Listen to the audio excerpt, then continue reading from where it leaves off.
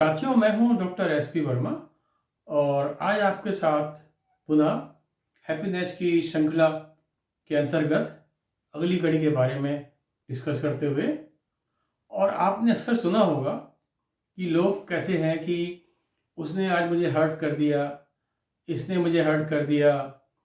Even छोटा बच्चा भी कहता है कि आज मेरे फ्रेंड ने स्कूल में हर्ट कर दिया। तो इनफैक्ट ये हर्ट क्या है, इसको इतनी हम इम्पोर्टेंस क्यों देते हैं, क्यों कई बार लोग इन शब्दों को लेके इतने आगे तक बढ़ जाते हैं कि वो रिवेंज की फीलिंग लेते हैं, अब बड़े बड़े कदम ले लेते हैं। यह नेगेटिव है तो डिप्रेशन में चले जाएंगे कि उसने मुझे ये कह दिया, ऐसा ही अपने को सेल्फ रिजेक्शन कर देंगे।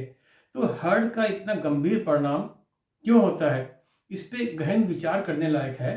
क्योंकि इस हर्ट शब्द से हमारा जो हैप्पीनेस का परिभाषा है वो अफेक्टेड होती है, हमारी इंटरनल हैप्पीनेस वो अफेक्टेड होती है।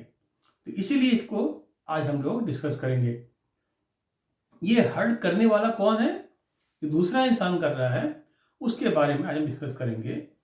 देखिए, इसके 5 कारण हैं, क्योंकि 5 प्रकार के लोग हैं। सबसे पहले तो ऐसे लोग हैं जो आपके बिल्कुल इनसिक्योर्ड हैं या नेगेटिव लोग हैं। वो इनसिक्योर्ड हैं तो वो अंदर से खुश नहीं है, नाखुश हैं, आगे बढ़ नहीं पाए लाइफ में, हैप्पी नहीं है, अपने को रिजेक्टेड समझते हैं। तो वो सोचते हैं दूसरा आदमी क्यों खुश हो या वो हमसे आगे क्यों बढ़ रहा है।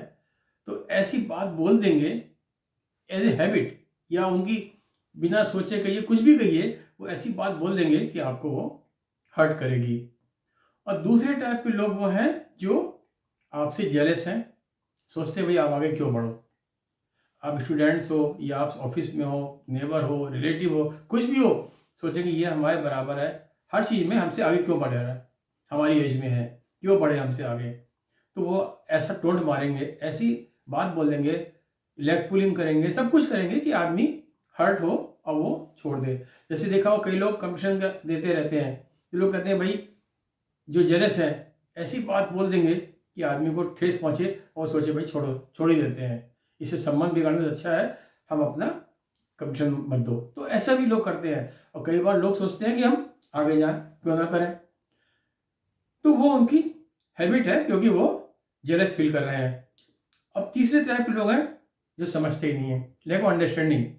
अब जैसे लोग कहते हैं एज फैक्टर भी हो सकता है, कहीं कहीं एज बहुत ज़्यादा हो गई है, समझ नहीं पा रहा मैं क्या बोल रहा हूँ, या कोई बीमार है वो समझ ही नहीं पा रहा है कि हमको मतलब क्या है, वो परेशान है। तो वो दिमाग से नहीं बोल रहा है, जो उसके मन में आ रहा है बोल रहा है। क्यों? उसको समझ नहीं आ रहा है, वो अपनी तकलीफ से घिरा हुआ है। तो तकलीफ में घिरा है, उसके लिए उसका पेन ज़्यादा इंपॉर्टेंट है देन द वर्ड्स। तो अपने पेन के कारण समझ नहीं पा रहा हम क्या बोल रहे हैं। तो ऐसे आदमी को समझ में नहीं आ रहा है क्या बोल रहे हैं। चौथा आदमी है जिसकी हैबिट है, हरदम बोलता है। आपने देखा होगा ऐसे हमारे रिलेटिव भी होते हैं, फ्रेंड्स भी होते हैं, नेबर भी, सब तरह के लोग होते हैं। जब कभी आएंगे तो आपको लगेगा भाई ये तो अब आ गए, कुछ तो उनको हर्ट करना ही है, ऐसे शब्द बोलना ही है। तो बहुत लोग अवॉइड कर देते हैं, बहुत लोग उठ के चले जाते हैं, बहुत लोग कहते हैं रखने दो, जो कह रहा है कहने दो। कुछ लोग लड़ने लगते हैं, रिएक्ट कर जाते हैं, कुछ लोग रिस्पॉन्ड करते हैं। तो ऐसे लोगों की हैबिट होती है। अब पांचवें तरह के लोग होते हैं जो अपना अटेंशन ड्रॉ करना चाहते हैं, इंपॉर्टेंस चाहते हैं। तो वो ऐसी बात बोल देंगे कि आदमी हर्ट हो और बाद में फिर उसको हर्ट होके उनसे बात करे, उनको मनाए और उनकी इंपॉर्टेंस क्रिएट हो। या वो दिखाएं कैसे कि हमने दूसरों को, आदमी के व्यवहार को अफेक्टेड कर दिया। इतने बड़े आदमी हैं कि उसकी वो कर कुछ रहा था, सोच कुछ रहा था, उसको हमने अफेक्टेड कर दिया। तो इस तरह की बातें वो कहेंगे अपना अटेंशन देने के लिए कि भाई हम सबसे ज़्यादा पावरफुल हैं। पावर वाले आदमी, पावरफुल रिलेटिव हो, कुछ हो, वो सोचते हैं अपने वो इस तरह कि हम पावरफुल हैं। तो ऐसी बात बोलेंगे हर्ट करने वाली। और अक्सर देखा होगा जैसे ऑफिस में भी होता है, रिलेटिव में भी, घर में, हर जगह होता है। इस तरह के लोग होते हैं जो उस पोजीशन में थोड़ा बेटर है आपसे, वो सोचेंगे अपने को, लोगों को हर्ट करके अपनी इंपॉर्टेंस क्रिएट कराओ। अब इसका रास्ता क्या है? अच्छा, आपने देखा होगा कि जैसे एक होता है ना कि बातों का घाव नहीं बढ़ता है, बाणों का घाव बढ़ जाता है, वो पुरानी कहावत है। तो बातें ऐसी चुभ जाती हैं कि इंसान सोचता है कि उसको हर समय कचोटती रहती है कि क्यों वो क्यों कहा क्यों कहा क्यों कहा, और उसमें आदमी उसी में कुड़ता रहेगा, घुलता रहेगा, सफ़र करता रहेगा, अगर उसको बहुत ही सीरियसली ले लिया है। कई बार लोग उससे डिप्रेशन में चले जाते हैं, एक्सट्रीम स्टेप ले लेते हैं अनवांटेड, और रिवेंज की फीलिंग आ जाती है, मतलब बहुत कुछ होता है इसका नेगेटिव। तो इसीलिए अब इसको हैंडल कैसे करना है उस पर हम लोग डिस्कस करेंगे। आपने भी सबने हैंडल किया होगा, बस क्योंकि सबको हैंडल करना पड़ता है, बट ये है कि ऐसे हैंडल किया जाए because we can't change people कि उसका हम पर अफेक्ट ना हो नेगेटिव वे में। सबसे पहले चीज़ ये है, इग्नोर कर दो, और उसको कोई कंक्लूजन मत निकालना चाहिए कि उसने इसका कहा है, ऐसा कहा है, इसका मतलब ये है। हो सकता है उसका मतलब कुछ और हो। जैसे मैंने अभी एग्जांपल दिया, एक आदमी बीमार है, पेन है, उसको सफरिंग है, अब उसका कंक्लूजन थोड़ी है हमको तंग करने का, बट उसने बोल दिया तो इसका मतलब कि उसका पर्पस नहीं है हर्ट करने का, बट ऐसे वर्ड्स यूज किए हैं जो सोच नहीं पा रहा है, सोचने की क्षमता में नहीं है, तो हम हर्ट हो रहे हैं। तो फर्स्ट है ऑप्शन तो यही है कि इग्नोर कर दो। दूसरा है कि ऐसे लोगों से कम्युनिकेशन से बहुत प्रॉब्लम सॉल्व होती है कि भाई तुमने ऐसा कहा, मुझे अच्छा नहीं लगा। तो दूसरा आदमी भी इंट्रोस्पेक्ट करेगा, सोचेगा, एनालाइज करेगा और कहेगा ठीक है भाई, चलो आगे से हम ध्यान रखेंगे, तुम भी ध्यान रखना, ठीक है, विन विन सिचुएशन हो गई, आगे से उस पर्सन से हर्ट नहीं आएगी अब। तो इस तरह से ये हो सकता है कि आपने उसको रियलाइज करवा दिया। तीसरा होता है कि अब आप नहीं बोल सकते कुछ लोगों से, अपने पावरफुल लोगों को, या जैसे कोई बीमार है, अब उसको आप थोड़ी समझाएंगे कि तुमने ये क्यों बोला, कि वो इस स्टेट में है ही नहीं सोचने का, या कोई आपसे बहुत उम्र में ज़्यादा है, बड़ा है, पावर पोजीशन में है, तो आप एनालाइज करिए इसने क्यों कहा। कई बार कुछ लोगों की हैबिट होती है, कुछ लोग समझ नहीं पाते हम क्या बोल रहे हैं। अब उसमें बेटर यही है कि एनालाइज करिए और फिर अपने हिसाब से करिए। अब कोई मान लीजिए कोई बहुत एज ज़्यादा है, बहुत एज ज़्यादा है, तो वो बोल रहा है ठीक है, उसको पता ही नहीं हम क्या बोल रहे हैं। छोटा बच्चा बोल रहा है, ही कांट थिंक। बीमार आदमी है, सफरिंग कर रहा है, पेन से सफ़र कर रहा है, तो ऐसे आदमी को एनालाइज करके ये होता है कि भाई ठीक है, जो उसको कहने दो, हम अपनी ड्यूटी करेंगे, अपना हम काम करेंगे। जैसे किसी की सेवा करनी है, तबीयत खराब है, बीमार है, तो उसको उसके वर्ड्स को ध्यान ना देके उसको हमारा ड्यूटी क्या है, सेवा करो। बाद में हो सकता है वो खुद कहे कि मैंने आपको ऐसा कह दिया, ऐसा कह दिया, आई एम सॉरी, बट उस समय हमको रिएक्ट नहीं करना है, ना रिस्पॉन्ड करना है, सिर्फ अपना ड्यूटी करनी है जो उस समय उसको मतलब कहना चाहिए कि डिजायर्ड है। और चौथा है कि डोंट रिएक्ट, टेक टाइम।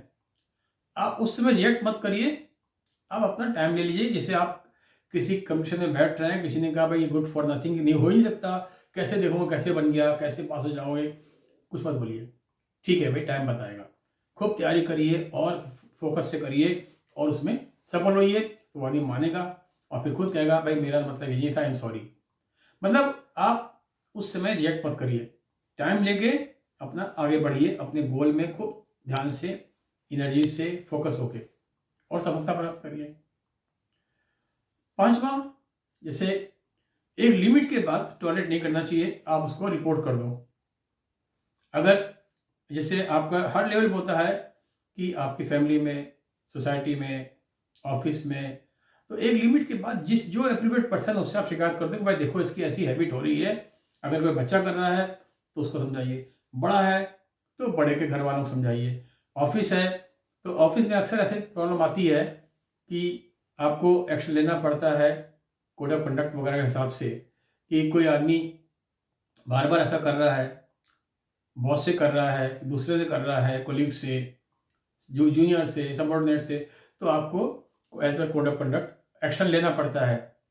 और ये भी करना पड़ता है कई बार, जैसे कि अब मान लो यूनियन वाले हैं, कोई एम्प्लॉय बहुत परेशान है, कुछ बोल रहा है, तो उसको उसकी बातों को ध्यान ना देके उस बात कारण को देखना पड़ता है, क्या बोल रहा है, not his words but matter.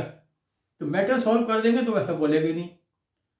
तो इसीलिए वहां पे क्या होता है कि आपने उसको हैंडल भी कर लिया, वर्ड्स को ध्यान भी नहीं दिया, इग्नोर भी कर दिया और प्रॉब्लम भी सॉल्व कर दी, टर्म्स भी खराब नहीं हुए, रिलेशंस भी खराब नहीं हुए।